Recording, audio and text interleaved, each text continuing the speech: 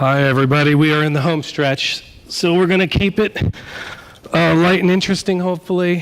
And we have a really good panel. So we got people from the agency side, from the platform side, from the broadcaster side, from the technology side. And I think by way of starting an introductions, why don't you just talk about kind of what your day-to-day focus areas are and your priorities are specifically around this topic, which is bringing more scale, automation, interoperability to addressable advertising. Chris? Hi. Yeah, my name's Chris Williams. I work for Publicis Media, so thanks for the intro. We've got a very broad role at media agencies, as you've heard from many other panelists. I think for us, looking at the lens that's appropriate for this conference, we're very much interested in how we can do a few things.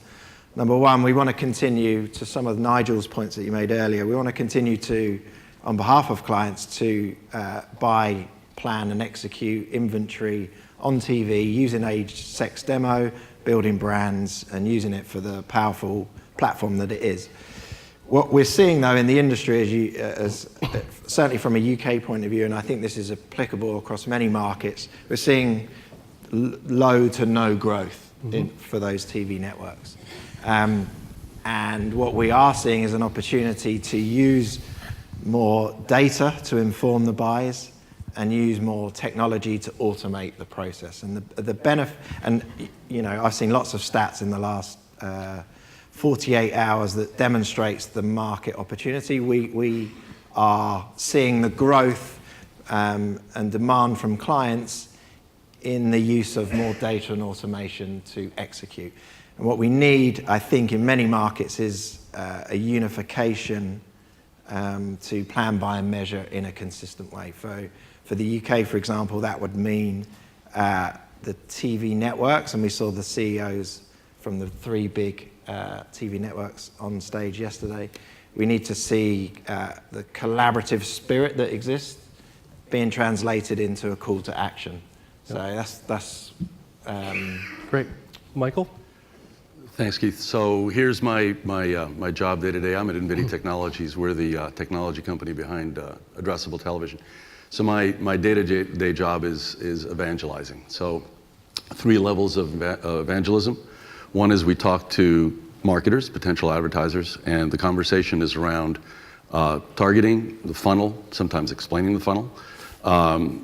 It is about attribution. It is about not paying for wasted reach. And that generally is the hot button that gets them interested. Once they're interested, they will, as you've heard several times today and yesterday, they will say, sounds interesting, go talk to my agency. So second level of evangelism is talking to the agency. The agencies sometimes greet us with open arms, sometimes as if we're going in there to perform oral surgery, so some aspect in between. And to them, the conversation is about things like eCPM. It's much more the nuts and bolts of what is involved in planning an addressable campaign and getting into a lot of the details about how it fits into their overall media plan. So that's evangelism number 2. On the distribution side, we talk to distributors, so that's the cable companies, the satellite companies, the telcos. And to them, it is about the opportunity that addressability presents to them in terms of increasing the value of their inventory, and in terms of, more importantly, giving them a weapon in their arsenal that marketers actually want. So that's my day. Great. Henry? So my day-to-day activities are looking at what is happening across the RTL group, set of broadcasters, content production companies, and technology companies.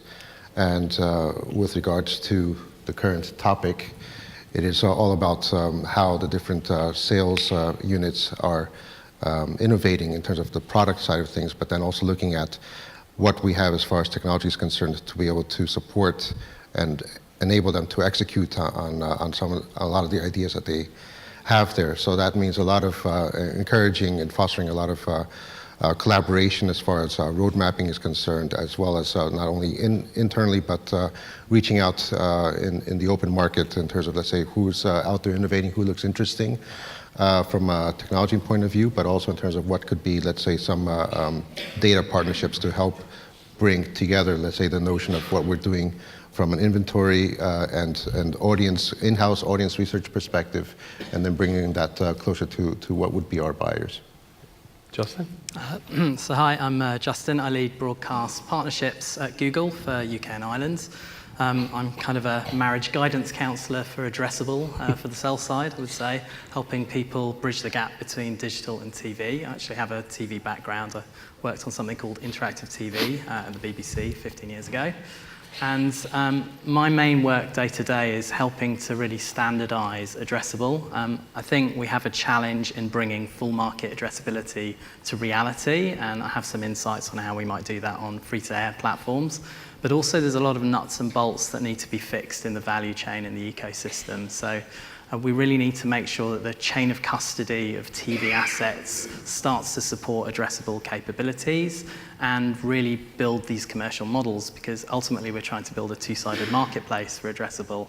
And at the moment, because we've not lit up all the platforms, it's going to take a bit of time to solve those problems.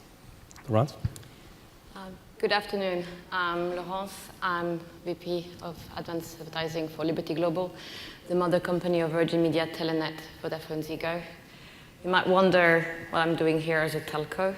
I'm actually here because I do believe that we have a duty to protect the broadcaster ecosystem in a total video. And so all of the above, by educating, evangelizing a healthy ecosystem. But the realization that while most of the brand went to Facebook and Google was because of the data, because of the targeting ability, because of the easy to trade, and because of reach. Well, as a platform, guess what? We have all of the components. We have a one-to-one subscriber relationship, and we can provide technology to enable all of that. So I see myself as an enabler. Okay, so A fourth E. that's good. I'm going to start with you, because you're the only one up here that pays me money. So we're going to start with you. And so we all talk about collaboration, right? I've been to this conference, I think, 5 years, and it's a great conference, and I think there's a lot of good discussion. We talk a lot about collaboration. You don't see that much, particularly amongst potentially competitive businesses, right? You guys announced your deal with Sky, I don't know, about a year ago. And I thought that was a big breakthrough, right? And we're doing a lot of work in terms of integration with Sky. But what was so hard about collaboration, and then what do you see as kind of the win-wins that need to come out of that initial relationship that you guys have with Sky as a partner on Addressable? Disclaimer before collaboration. I must admit that we've just announced a deal with Cadent, but the first enabler of Addressable for Liberty Global was also INVIDI in Belgium, so I have also collaboration on the same panel. Dealing with Sky is a frenemy. We're fighting against subscribers in the TV ecosystem on a daily basis. But I must admit that in the building the partnership, it was relatively easy. I mean, we're about to launch. I'm looking at Jeff here. We've got 4 months to launch. It's about building a reach. Let's make it clear. What we bring to the table is an extra 2 to 4 million household to the already existing 7 to 11 million household of Sky. So if you do the math, that's going to be more than half of the household in the UK. And if you compare to Karen McCall, who was talking about, the daily reach or the monthly reach of her hub, and that's 10 million users. Well, if you reach over 18 million, over 11 million households, it's more than 18 million users who watch TV every day. So that's not even a monthly reach, that's a daily reach. So we're bringing to the table scale to addressability. Okay, so Chris, in representing your clients, and I know we talked about this, that you just need more scale and automation around addressable television. It's kind of, there's been great projects with Sky, but you were looking for more scale. What are tangible products and benefits that you're looking to come out of this type of relationship and potentially others? Well, from a UK point of view, it's great that it's now available in more homes. What we would like to see, though, is yesterday we had the CEOs on stage and they talked about collaboration. A big thing which would help enormously scale the products is to have, the AdSmart platform as the unified platform for the UK. And so that would necessitate ITV and Channel 4 to get actually a deal done with Sky, and then it could become scalable. So otherwise, the market just remains kind of fragmented, and even though it's in a number of homes across the Sky and Virgin Media universe, there's still not enough inventory available to make it scalable and interesting for advertisers. And so that's the call to action that I think we'd like to see, because the TV networks are sitting looking at no growth. And that's the reality. And that's because we still want to carry on buying in an age 6 demo way, but the growth is coming from the digital disruptors, and they want to buy using a bit more data and automation to prove out performance. So if that's the way consumers and the market is moving, then you have to get deals over the line, like AdSmart being available and being bought using ITV and Channel 4 inventory. Is pretty simple. And Justin, as we talk about on the digital side, right? So I think there's a couple things that are like interesting to me around Google's strategy. One is you have YouTube, which is basically functions as a media company, and then you have formerly known as the DoubleClick business, which is basically an ad tech business that was originally around publishers, but has obviously moved into the broadcast media space. So how are you guys looking at the type of addressable television that is happening in managed networks with TV platform providers and broadcasters like Sky and ITV and Channel 4, but also what's happening on the digital side? How are you looking at that at a macro level? Yeah, so I think it's a world of co-opetition and frenemies, and we have a very big video platform in YouTube, and many broadcasters are actually using that platform. So we have partnerships with many broadcasters. I think Studio 71 and RTL is a big one in particular. And on both the buy and the sell side, we have, as a technology company, products that we've built out of those which we develop for our own purposes. So we're both a media buyer, and we have the capability for selling. I think in TV, it's all about scale, and I think the challenge that we face in Addressable is having the ability for both sellers to sell at scale and buyers to buy at scale, and we're obviously well placed to help in either position. I think in the dream world, I would be powering Addressable for every broadcaster. I don't think that's going to happen anytime soon, but certainly we can bring demand, and certainly the demand for the buyers is to do media consolidation, omni-channel campaigns where you can manage your reach across all platforms. And again, we can be one of those platforms there where a traditional broadcaster can expand the reach of their campaigns onto YouTube, where they might find other audiences. Yep, great. And Henry, so you work with RTL. You guys obviously have SpotX, which is a leading programmatic platform. When I talk with a lot of broadcasters, there's some trepidation around bringing programmatic workflows into traditional linear and on-demand television, specifically, anything kind of related to real-time bidding. But then others take a different tact. What are you seeing in terms of programmatic capabilities being brought into television to bring more scale on the demand side?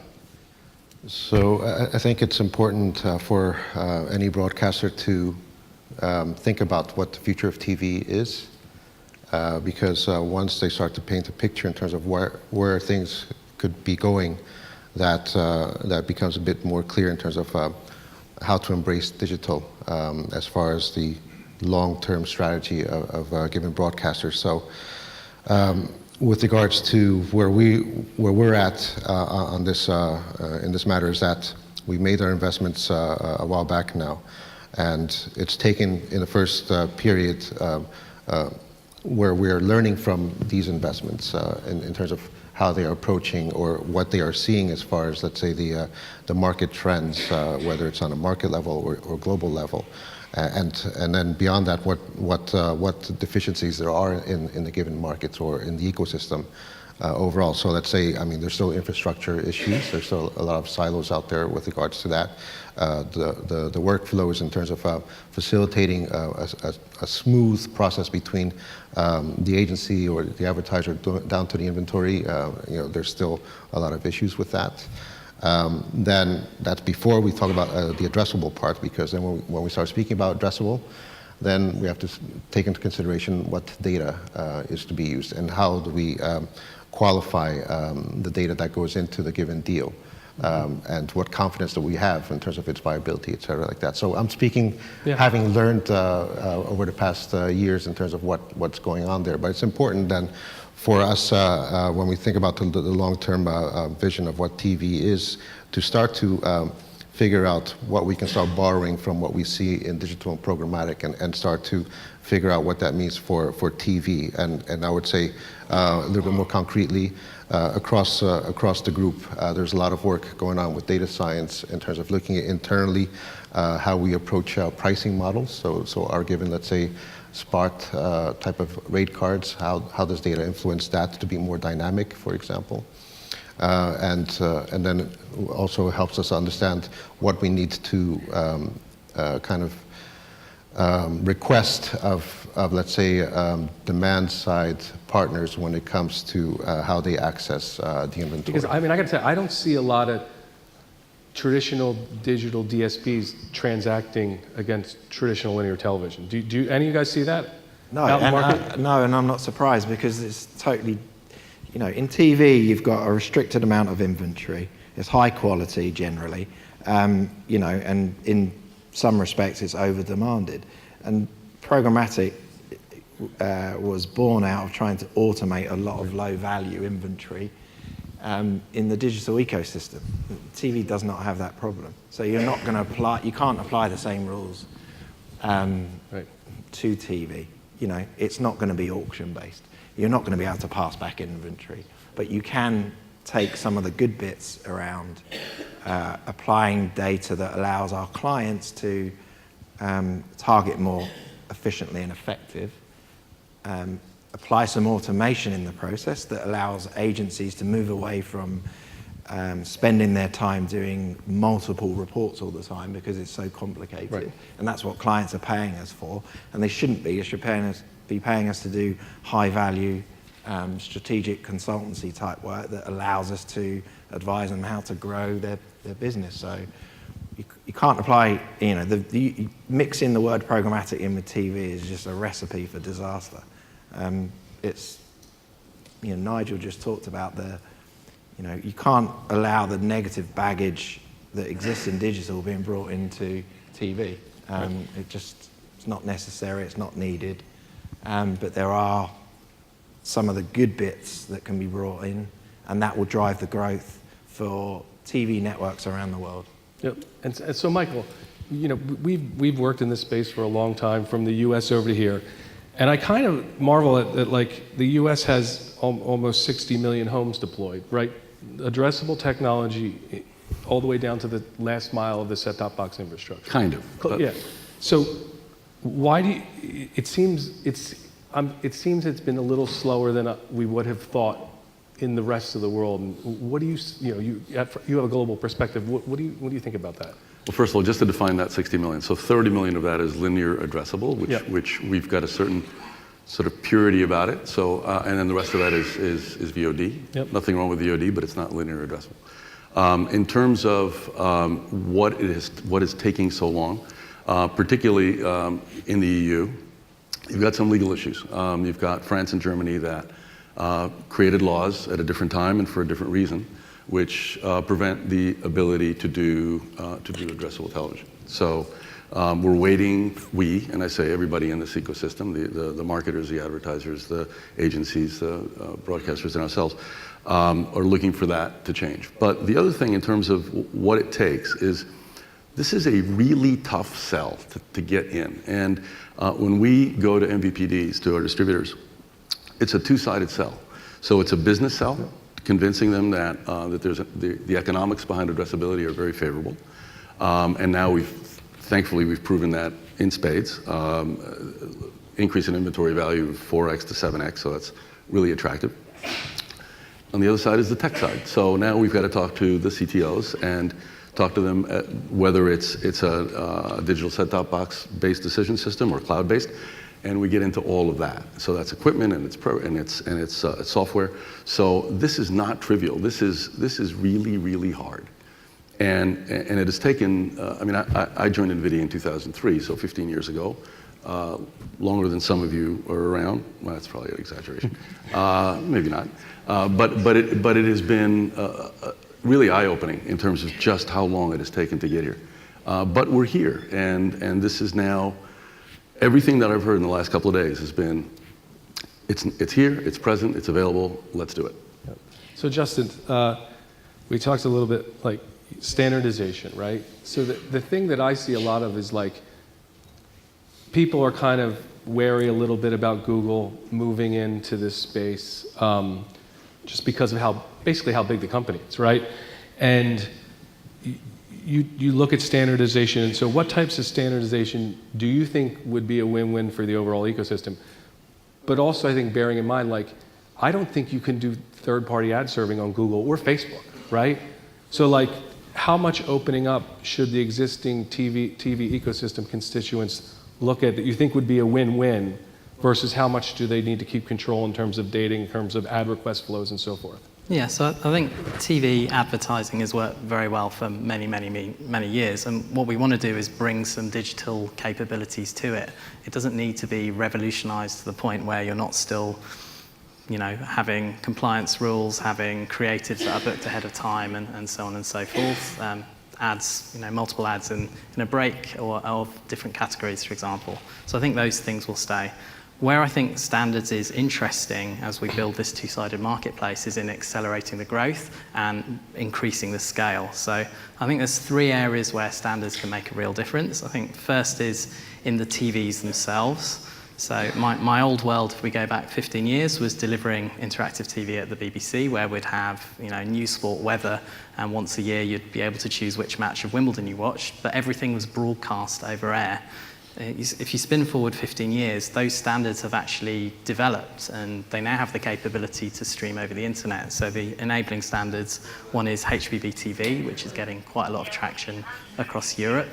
And in fact, even in the UK, we have a forerunner of that standard called MHEG, which probably only a handful of people in the room know about, but that also has this capability. So we actually have a demo with a partner upstairs, which is Synapse TV, where we're showing how you can do ad insertion over the internet on a standard television that is badged Freeview HD in the UK. So this is a TV that you just buy in the store. And we believe there's 7 million TVs that support this technology. And Synapse have built the app that does the switching, but actually as the standards develop, every broadcaster will be able to do this. And it gives the broadcaster the way to go direct to consumer on linear in the same way as they do with OTT. And also you'll be able to do measurement in this way, so it gives the broadcaster the ability to measure. But that's only one piece of the puzzle. I think enabling addressability on every platform is important. If you kind of move further back in the chain, the standardization needed in the ad server, in the kind of the ad serving protocols. So the standard protocol used for video ads is called VAST. There's one feature within VAST, which is called the ad ID, and that's how we're going to capture the compliance ID, and that exists in most markets for TV. It's a requirement. If we're serving addressable ads, they need to follow exactly the same rules. And if you go even further back into the chain, in the kind of delivery workflow of TV ads, there's a standard called IMF. IMF is a packaging format for moving content around.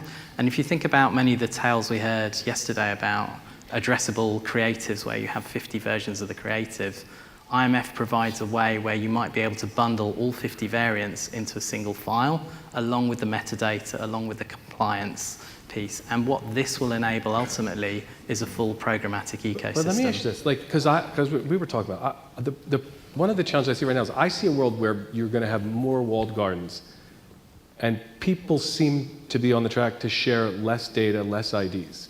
So for like you guys, and I'm going to come to you, Laurence, I don't know, doing reach and frequency across Google, Facebook, Liberty Global, Sky platform, for you guys, whether it's 1 or 3 broadcasters, it's a challenge, right?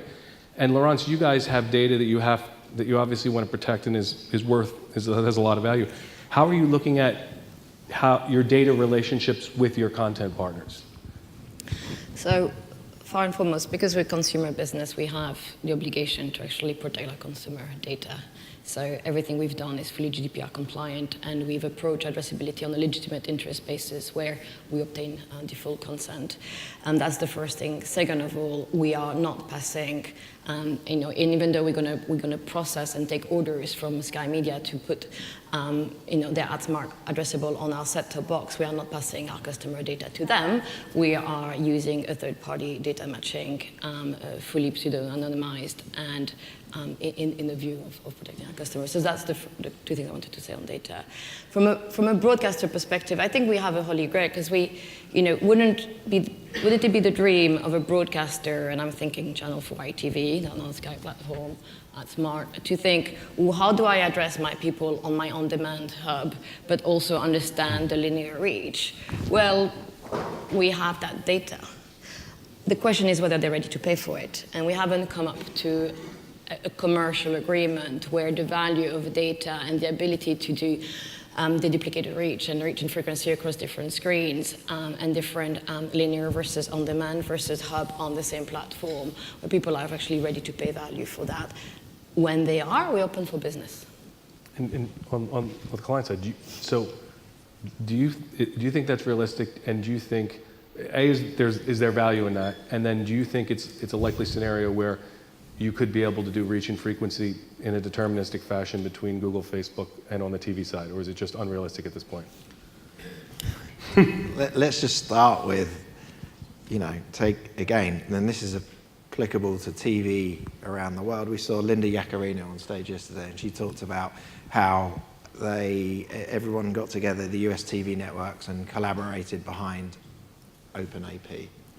It took them 6 months to do it, but it was a singular platform that everyone could go to, all agencies, clients if they buy directly, and apply custom segments to targeting consistently across all inventory.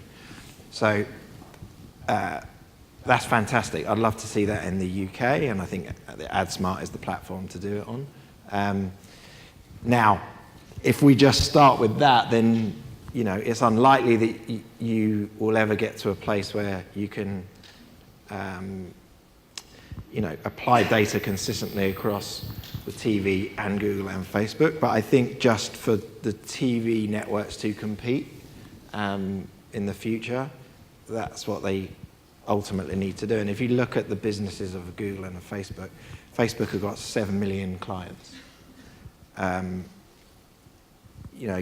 Carolyn was on stage yesterday, and she said ITV got 2,800. We saw a great presentation from Jamie yesterday. I've seen it before, where they've got 1,700 advertisers or advertiser campaigns on AdSmart. 74% of them are either new to TV or new to Sky. That is a compelling story for growth. And one of the good things about a Google or a Facebook is they provide you tools to use to simplify the buying process, and they democratize it. In the terms of Facebook, it's free. You don't have to pay for Power Editor. In the terms of Google, they charge you. But the point is, it's focused on the customer, whether it's client direct or agencies, and it's simple and easy to use. And that's what TV networks around the world need to do, and they need to do it in the UK. And we saw collaboration in the US, and there's probably stuff going on around it's happening. networks. It's happening. I mean, what I can speak of, we haven't launched AdSmart in the UK yet, but we do have Smart Ad in Belgium with Telenet together with SBS, our broadcaster, and it's been a year of operation in September, so just over 14 months, 100 campaigns, pure incremental revenues, incremental margin as well, CPM higher. But what's been interesting is that we've been able to target clients that were really new to TV and Belgium is a relatively small market, especially the Flanders where we operate. And we were very proud. There was this pet food manufacturer who actually on the second wave, having seen that Addressable worked and actually increased all of the traditional marketing in terms of recall the ad, ready to act and upon and buy, etc., not annoying, most importantly. We outperformed on Addressable, which meant that on the third wave, they took their budget away from Facebook. So I think we need to feel confident, and when it's done right, I agree with you, we are not only growing supply by making more minutes available on Addressable, but also growing the demand and bringing new people to TV. And people would never had the budget to go a national campaign. They will still pay a premium for the addressability, but overall the budget will be smaller than national. Yeah, so Michael, so one of the things I was looking at was if there was an article in the Wall Street Journal like last week, and it showed that basically all of the growth in advertising was coming from small and medium-sized businesses. And then I look at, do most of the TV networks or the broadcast networks have that kind of sales force that can go out to small to medium, right? Now, Google obviously and Facebook is kind of in those businesses already from the legacy search business. But to hit those new pots of money, you need to hit small and medium-sized businesses. So how does that happen? Because it seems like there's a gap there. So right now, addressability is, I'm going to talk US-centric because up until recently, the US was centric in the world. But so the only addressability that's offered is generally on a large footprint. So that makes it difficult for the smaller advertisers to participate. But that's not the future. The future really is addressability at every level. So you can do it on a local station basis. You can have the local corner pizza parlor that we keep hearing about. Up to DMAs and regional and state and so forth. So that's all possible. It is, in fact, that's the view, the original construct of Addressable is exactly to do that, to make it available, to make television the most powerful advertising medium that exists, available to all advertisers and all marketers. So it's on the roadmap, and that's what we expect to happen. And Henry, are you guys, I guess the question is, are you, how with RTL are you guys thinking about addressability from a pan-European perspective? So I wanted to say to what I just was hearing for the past minutes, in that it looks like, well, one mentions OpenAP, and that's a great collaboration in terms of agreeing in terms of, let's say, shared definitions around segments, and then the planning around that. There's a kind of a little bit of a precursor to that called the ATSG in the States. So they were purely focused on the research side of things and talking about the audience definitions, but they do it in a very, let's call it, holistic fashion. That they're not getting into the particular silos, which is what I hear just now in terms of saying, okay, we're doing collaboration, but it's on our platform, but that's not the country or market standard. In any of the given markets. So we have, the AdSmart and Virgin kind of, let's say, collaboration there. But then there are other platforms as well in the UK, the Freeviews, the FreeSats, et cetera, that are outside of that. And it means it's still a fragmented market. And until you can discuss things in a more neutral, cross kind of platform perspective when it comes to the audience segments, and then I don't think the addressable piece is going to be solved in a meaningful way. And just, well, it's worth saying that, I mean, that RTL is speaking to us in the Netherlands to collaborate with us, so it's not also totally closed. We have developed the standards, and we've developed similar standard to Sky, similar standard to INVIDI in the US, and actually we helping the standardization across market. RTL is also part of the same cooperation, for example, in the Netherlands, where we talk about what broadcast trigger we need, because we don't want the broadcaster to go to with one broadcast trigger to one platform and then another broadcast trigger to another. So we're harmonizing that. And we are discussing already commercial arrangement as to how, when the platform is available for the Netherlands, how is RTL going to be participating in it? So I mean, like I said earlier, is that we're not closing ourselves off in terms of what will be the future of TV. So it's necessary to do all of the test and learn kind of phases in this spot. So I think we really encourage all our broadcasters to engage quite significantly with the local partners on that. But it's I would say it's still a learning phase. Talk about IDs and having a more consistent look in terms of what are the let's say devices that are out there, and that there's still, let's say, it's not easy to get to a handle in terms of how many devices are in the household and how we can target those if we want to do that. Are we going to rely on an external, let's say, a closed or managed network to do that for us? No. we have to do that ourselves, and it's in that respect. So eventually, as we develop our own device graphs, et cetera, how does that kind of work across the given, let's say, siloed platforms that there are? Okay, cool. In the last few minutes, and we can ask some questions if there are any. So we may be up here next year, and there may be no new addressable household. Hopefully there will be. So 2 things that you want to see happen in 19 that are realistic, that would move your needs forward in terms of scale and automation. All right, so I'm going to keep it UK specific, so apologies for anyone who's not from the UK market. I think 2 things. First of all, I've talked about it a lot. We need ITV and Channel 4 to settle their commercial differences with Sky and have a scalable AdSmart platform so we can plan, buy, measure in one holistic, unified way. And then secondly, again, UK specific, we need Project Dovetail to be accelerated, and we need it to be measuring more comprehensively than just BBC, ITV, Channel 4, Sky. It needs to include YouTube and other platforms too. So, Okay. What do you think the chances of those 2 things happening are? as much chance as us having a successful Brexit negotiation. Okay, go ahead, Michael. So first is lighting up inventory at every level, so network, local, whatever the programmers have, we want to light up for addressable. Number 2 is what I call the Budweiser moment, which is when cable TV was kind of struggling to become a medium. Budweiser came in and instituted what they called the 7% solution, which is 7% of all their budgets went into cable, and that made it legit for everybody. So we look for that advertiser globally to say, yes, addressability is that for us, and we want to allocate X% of our budget to that. And then if I can steal one more to actually, what I'd like to see next year is, and this is to Justin who creates a terrific forum. Instead of calling it forum, future of TV advertising, it's really the present of TV. Because everything we're talking about is available now. And to call it future might say like it might happen at some point, but we're talking about things that exist today. Henry.